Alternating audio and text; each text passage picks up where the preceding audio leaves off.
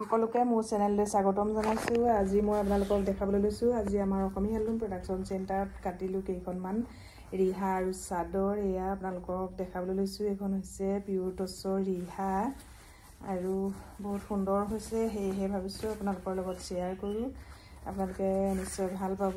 এইখন হৈছে টচৰ পিয়ৰ টচৰ ৰিহা আৰু এখন দেখাবলৈ লৈছোঁ। আৰু এখন কটা হ'ল, এইখন এখন ৰঙা পাৰি দিয়া হৈছে পিয়ৰ টচৰ ৰিহা।